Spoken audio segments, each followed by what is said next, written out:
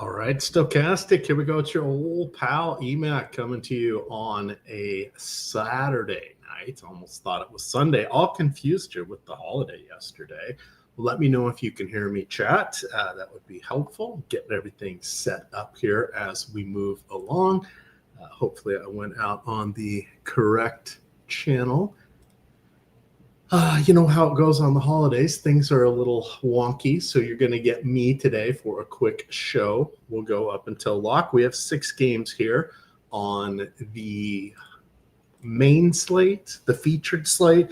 FanDuel went with most of their larger contests at 4 o'clock. They still have contests that are available right now. DraftKings went with a 2 o'clock start for one of their main slates, and then they have their contest now. So here we go.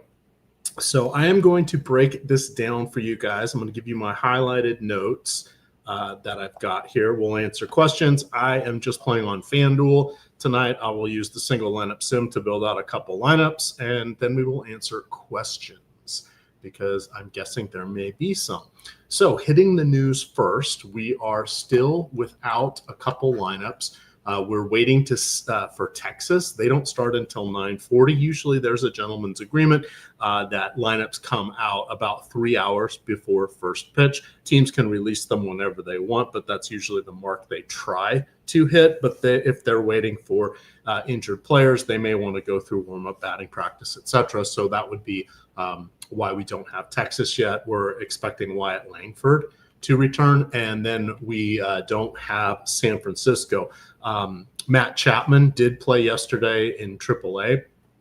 He was in Reno. I can't remember the AAA for San Francisco, if it's Reno or Albuquerque, but that was the game was in Reno, and it was against Albuquerque, I believe. He had 4 plate appearances. I don't think he had a hit. He had a walk, and I think he scored a run. But he had been out for a little bit, expected to be back. That is important to know because he is third base only on DraftKings, and so is Rafael Devers. So you're going to have to make a choice there. FanDuel, we don't have to worry about that because we have the utility slot. And then Pittsburgh is the other lineup we are waiting for. I'm guessing it's Spencer Horwitz. I believe he played yesterday. The days all start to run together. But that might be why we don't have their lineup. Again, that is a 10-10 start, 7:10 in Pacific Coast time. So still 3.5 hours away from that one. Okay, so when we look here at our pitching, it's really 2 at the top. And then they're rapidly get into question marks. So I'm showing the top pitchers tool here for DraftKings. This is sorted to show what their expected probability is of being a top 2 pitcher. If we are to look on FanDuel, let's try to guess which slate FanDuel goes. That all 8 pitchers? Nope. Is FanDuel over here? Nope. Did this work? Did this work? Did this work? Good times ahead. They wish they would name their slates more consistently. In any event, this is, I think this is missing one of the games, but you can see here that it's the similar 2 guys at the top. So we're just going to refer to DraftKings for ease of use today. So the case for Logan Webb is that he has an amazing ground ball rate. It is, let me get over to my article because I wrote him up. He is at a career high ground ball rate and strikeout rate, which should enable him to perform well, even though he is in Sutter Health Park. And we know that that is a pitching friendly or hitting friendly environment. 1, because of the weather. 2, because there seems to be a perpetual 8 to 12 mile an hour wind out to center field. And there's less stands there because it's the home of the AAA Sacramento River Cats. So that tends to not impede the wind as much as a regular stadium would. So that is why we see the effects of the weather happening a little more there. So for Webb, since the start of last year, he has a 56% ground ball rate across 1,300 hitters. That is a nice trend. We saw, maybe it was 4 years ago, he started to break out with strikeouts, and then they kind of disappeared. he's back to getting strikeouts again. So the fun thing was we got to see Ranger Suarez today, lefty ground baller, who is also added the ability to get strikeouts. And then Framber Valdez is going tonight. He is the extreme version of that trio with his strikeouts and his ground ball rate. So it's fun that they're all going today. But that is the case for Logan Webb. If we look at Luis Castillo, things start to get a little questionable already, and we're only on pitcher number 2. So Castillo, what does he have in his favor? Well, he's in the best pitching park. T-Mobile Park is basically the Coors Field for pitchers. So he gets that. Weather is going to be favorable, kind of cool, well, pleasantly cool. It's normal for Seattle, but pleasantly cool tonight. The big question about Castillo is for his career, 9.6 strikeouts per 9. That's pretty good. Till we remember, about half of his career, a little more, was while he was in the National League, and they had pitchers that he got to pitch against. It was before the universal DH. This year, career low, 7.4 strikeouts per 9 innings. In 6 of his 17 starts, he has had 4 or fewer strikeouts. Yikes. In his best 4 starts, he has 3 with 6 strikeouts and 1 with 7. So we're playing him for his run prevention and hoping he gets the win and a quality start if we're on FanDuel. Those are all very much in play going against Pittsburgh. But when we're looking at that as our second best pitcher tonight, that is a little bit of a challenge. So that is the two key pitchers. After that, sorry, I can't get the chat out here. After that, we've got the shall we call it the poo-poo platter of those who are next. So Framber Valdez, we sang his praises, we know his bona fides, except, and there's an except here, except he's facing the Dodgers, arguably the deepest offense in the league. But Kike Hernandez and Rojas are batting at the bottom of the order. Now, those potential easy outs. Kike always has been decent against lefties, but Framber is one of the best. And, Kike is what's probably like his age 34 or age 35 season. When we look at Dodger Stadium, this is going to be an afternoon game, local time start, so weather is in the mid-80s. We want to remember that because on the Anaheim and the Southern California stadiums, if it's an afternoon game, 1 o'clock or 4 o'clock local time, they play different than when it's their 6:40 or 7:05 starts, because the marine layer doesn't have time to come in, cool things down, etc. So that helps the park play a little bit more like a pitching or a hitting park. There is also a 8 to 12 mile an hour breeze out to right field, so that is not particularly helpful either for Framber. He does have a 24% strikeout rate, and over the last 2 seasons, he has below a 110 ISO or isolated power. So he's very good at limiting opposing offenses. But this is the Dodgers. After that, we've got Casey Mize. So this is my preference now. So we can see in the top stack tool, it's a little bit different. So Mize, he's a little bit spendy for the matchup and for his skill set.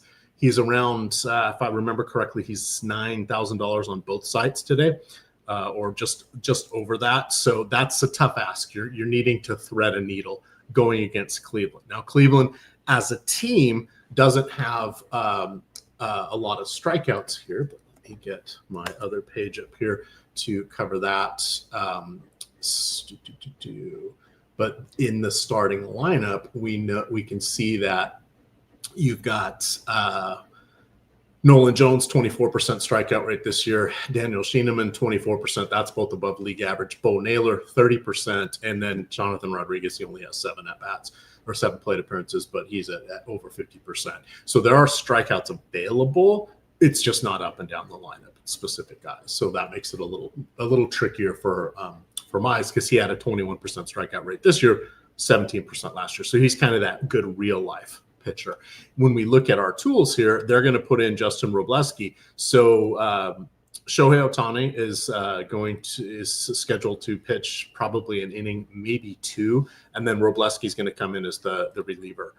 He is good, should be good for 4 to 5 innings. That's usually what he tosses. He's gone as many as 6, so he is going to qualify for the win if he's the pitcher of record in the 5th inning. Tough matchup against Framber, but he's not going to get the quality start, so I don't even want to mess around with him on FanDuel. But make about 30 lineups or so. He's in play at 6,500 on DraftKings. And then the last guy I would probably click on is going to be Mike Burrows. Now, the challenge with Burrows is he might be decent with strikeouts. It's hard to tell. Not really a top prospect of note, but he also has power issues. Now, that's going to be somewhat mitigated in T-Mobile Park. Same good weather, same good pitching environment that Luis Castillo has. But the Mariners are really good against righties because they get Jorge Polanco batting from the left side of the plate. They've got Luke Raley is back and healthy. You've got Dominic Canzone and his light tower power. And then who's that guy? Oh, yeah, the big dumper. 35 home runs for Cal Raleigh. That's the most, or ties for the most in Mariners history before the All-Star break. So he has a chance to set that record, obviously held by Ken Griffey. So those are the positives for these. And then we have 20 minutes before lock. So we're going to turn our attention to the offenses. I'll be going a little bit more quickly through those because we're going to hit on a couple pitchers here. So Jonathan Cannon, of course, we want to go with the Rockies. They are, let me switch that screen here. They are obviously the best stack that we have tonight because they are going against Jonathan Cannon. Cannon missed about a month with a sore lower back. He did make one rehab start through 48 pitches for the Toledo Mud Hens. And then on Sunday, he threw 69 pitches. So he should probably be up around the 75 pitch range, but it's Coors Field. He is, has challenges for lefty power. Sadly, the Rockies put their lefties deeper in the order tonight. Ryan McMahon and who was the other one? Moniak. They're, I think, batting 5th and 6th. And then their switch hitter, Michael Toglia, is batting 7th. So those guys are the ones we want to target in this matchup. Beck has really good power in righty-righty matchups. And then Goodman is solid as well. So that's our kind of our stack there. I don't really want to go with Jonathan Cannon. The one thing he does have in his favor is he throws a heavier sinking fastball, and his pitches have a little bit more sink and drop to them. That should help him a little bit in Coors Field, but not enough to make a huge difference. It's also good weather in Coors Field tonight. Giants, I wrote up explicitly in the article today, the free spotlight pitchers and top stacks article. I'll drop that into chat. Key things on that article, or key things of note there, is Severino has not been good at Sutter Health Park. He no longer gets strikeouts. His last time he flirted with double-digit strikeouts, or more than 10 per 9 innings, was like 5 years ago. So that's not a strength of his anymore. He also has, 6.1 strikeouts per 9 this season. His career, or his last 2 years, he had almost 8 per 9. He's dropped almost 2 full strikeouts per 9. He has allowed 7 of his 11 home runs in Sutter Health Park. Now, 11's not a lot of home runs for the innings he's pitched, but at home, opposing hitters have his triple slash line of 300. Average a 360 on base percentage and a 470 slugging. So that's they look like all-stars. So that's phenomenal. The one thing of note, he only has a 58% strand rate, left on base rate. That's very bad. Some of that is unlucky, but he also allows a lot of contact. He's got base runners, on base that continue to cycle around. So again, we're still waiting on that lineup. But Devers, Helio Ramos, Willie Adames, and Yastrzemski are your key guys. Matt Chapman, that's the news we're waiting on to see if he's in. And then you should get Dominic Smith. He's a pinch hit risk, but and both lefties, Sean Newcomb and Hogan Harris, haven't pitched in a couple days. So they are available. I see the question: Rockies or Padres? Who's better for cash? You typically in your cash game lineups, you're going to want. Oh, thank you guys. You're going to want to take the most popular plays. You kind of look to block your opponents and then find a few differentiation spots. So the easier answer is going to be look to the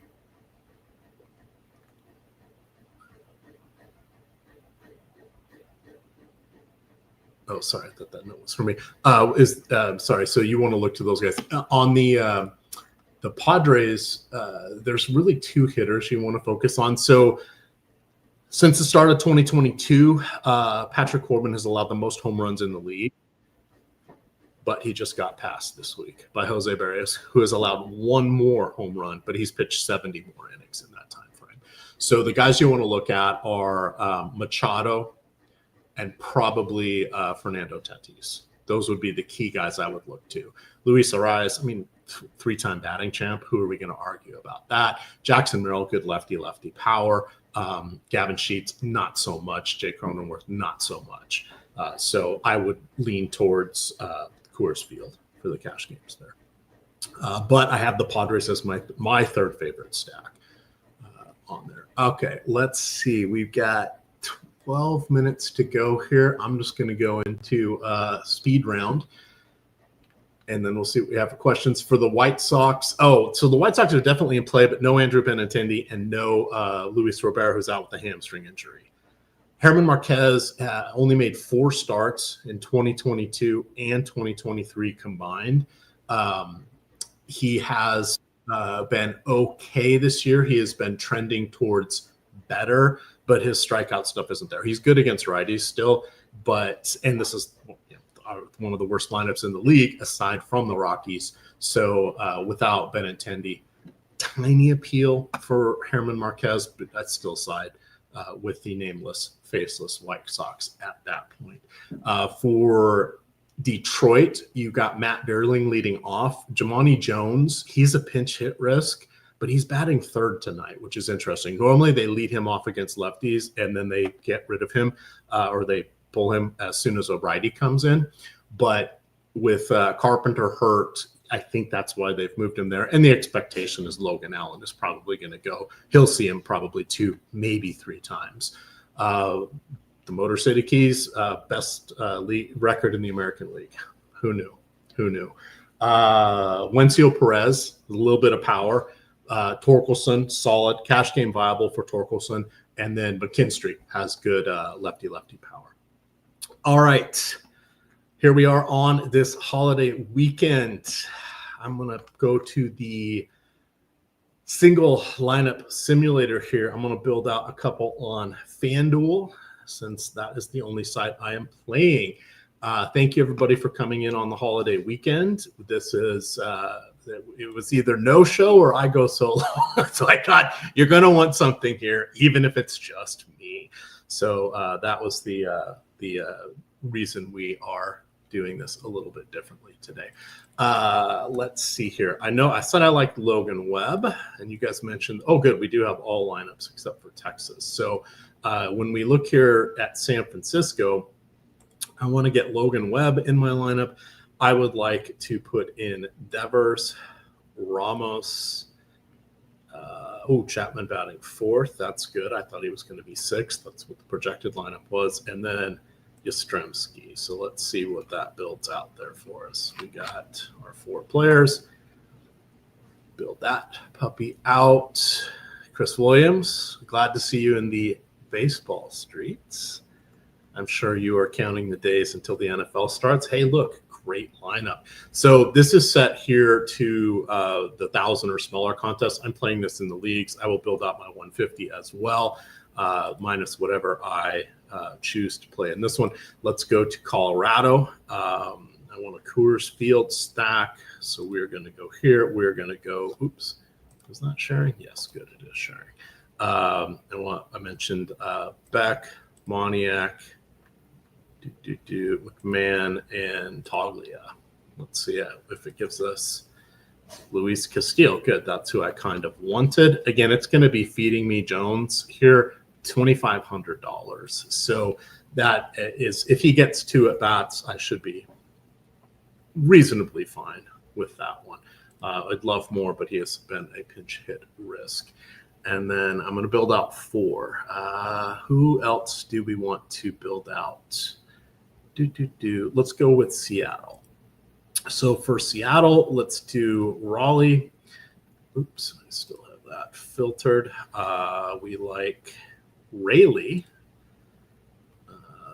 I want Dominic Canzone because he is cheap and he has good power. And then Polanco, we'll put him at second base. If it gives us that, that will leave third base open for Chapman or Devers.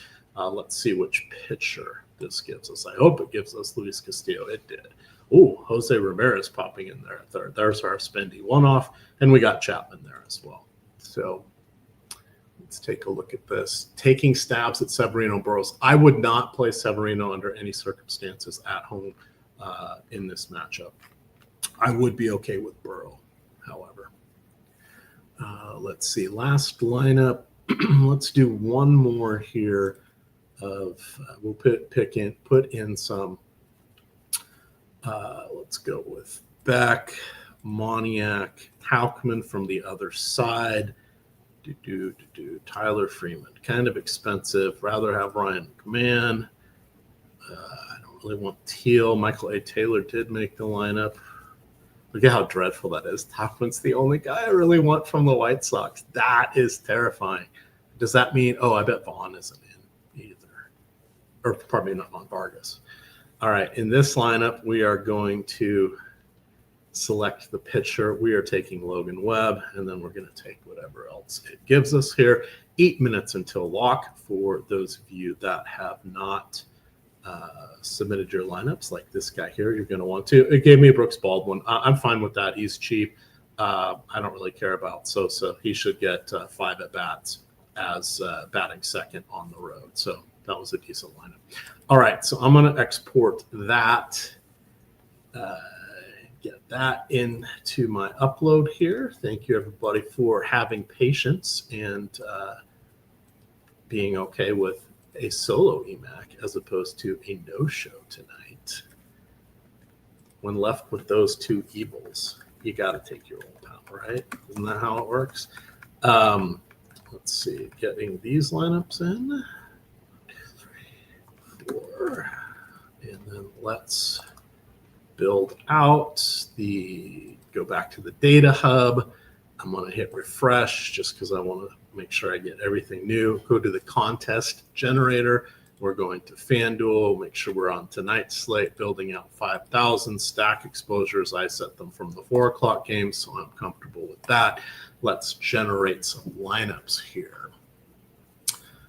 Tell us, put in your home run calls for the night. Texas lineup is out. Wyatt Langford is batting 6th. So let's talk about Texas real quick. They are a viable option against San Diego. Stephen Kolek is the I think he's a rookie, nominal prospect, not to be confused with Tyler Kolek, his brother. No, not Tyler Kolek of the New York Knicks. Tyler Kolek, who was the first or second overall pick about 6 or 7 years ago and never made it out of single A, if I remember correctly. I think there's 3 players that have been picked in the first or second overall in the MLB draft that never made it beyond single A. But he is gettable. It's a pleasant afternoon in San Diego. This is going to be a 6:40 local time start. It's going to be in the upper 60s for that game, but you can still look to Texas. Carter, Smith, Seager, and Semien would be the ones that I like. Not as excited about Langford batting deeper in the order, plus coming back from injury. All right, let's look and see what we've got here. For pitchers, I really think this is a two-man show. I want to go 40%. I want to go 15%. I want to go 40%. Just for you, Sotex, we'll put in a little bit of these other guys here. Burrows, I'm okay getting a little bit. I don't want Logan Allen. Let's see if I get those guys. That's fine. Okay, so I already know it's not going to give me as much Logan Webb as I would like, so I'm going to give him a little bit of an ROI boost to get him up to 40%. I don't want Robleski because I'm not going to get the quality start. None of these guys are exciting. Let's get 2 clicks to Burrows. All right, so let's see what that did here for us. So all I'm doing is increasing the ROI. That's just changing the sort order for these guys. You can see over here on the left, it's putting in the pitchers that I gave the boost to. That should get us up to, okay, about 40% of each of those guys. I'm fine. This is a lot of Ramirez, 50% compared to the field there. Boy, I don't really want that much Rooker against Logan Webb. I'm not really getting the stacks I'd like to see. Athletics are up there, but I want a little bit more San Francisco. I want a little bit more of these teams. And all this is doing is taking anybody, I think it's 3 or more. It's giving anybody with 3 or more players on a roster of that team another bump. So let's go in here. Let's look at our 150, see how that changed stuff. Ramirez is still pretty popular. I'm going to negatively boost him a little bit. I'm okay. Let's take one of that. And let's run these, and we're going to upload them. So I built out 4 lineups. I'm going to put in 156 because I signed up for the 150 contest there. And let's get that downloaded and uploaded. We have 3 minutes. Dong of the day. What say you guys for the dong of the day? I am going to go with, I guess I'm going to go with Jose Ramirez because per the rule of Greg, that was my top position player in my portfolio. Let me upload these here. If I was going with gut call, I would take somebody from San Francisco, and I would take, let's go with Mike Yastrzemski leading off. That'll be a fun one. Now, remember, Severino only has allowed 11 home runs this year. He still gets adequate ground balls. It's not great. He induces weak contact enough to survive, except in this park that has his number. Let's see if you guys have any questions here. Home runs, Devers is for Steven Leibowitz. Doug Dubb says Wenzel Perez. Not too shabby. Switch hitter there. Aaron Lilly going with Torkelson. Got the Motor City Kitties well represented. So Tex says Manny Machado against Texas. We like that. Seems San Francisco will be the most popular. San Francisco's going to be pretty popular. This is a minor league park that turns out when you put major league hitters in it, even though it has average dimensions, the lack of grandstands protecting it from the wind and some of the elements has made it a very hitting friendly park. Clintwood 83 says a Seager bomb, Comment God with Elio Ramos. Let's see. Oh, Chris Williams, I took your play, but you posted it first. Well, let's hold hands across the finish line and hopefully we get that. Yes, the G League is going on today. That is, it's fast that the G League is happening, or the Summer League is happening, that it's so quickly after the draft. I always thought there was a little bit more time. So interesting on that, time playing tricks on the old guy's mind, but there is it. Let's see. Question here. So let's answer this one. Says Chris Kennedy's first time doing MLB this year, just got to stream. What are your thoughts on a 4-man Detroit stack? I think it's totally fine. It's going to be a little bit contrarian. They have scored the 6th or 7th most runs in the league. Detroit has. As we mentioned them, it does hurt to have Carpenter out, but in a wild turn of events, I think they have 2 or 3 all-star, or counting Skubal, they'll have at least 3 all-stars. Which is just absolutely crazy, in my opinion. But only 1 all-star in the lineup tonight. With that, Javi Baez, I don't know how he made the all-star team. That's a fan vote for you, but there we go. But with that, gamers, appreciate it. Look at that. That was a mostly commercial-free show. Hit the like button on the way out. And if you missed the USA promo, you missed out on getting 50% off of any Stokastic package. That is not coming around for a while. We may have some nibbles. We're going to throw out some other stuff here and there, but that was your hurrah for the summer. But if you follow us on Stokastic, you get the Stokastic Hall of Fame, and then we have the link join as well. So in the interest of time, thank you everybody for giving me a half hour here to talk baseball. Hope you enjoyed it. And with that, gamers, good luck.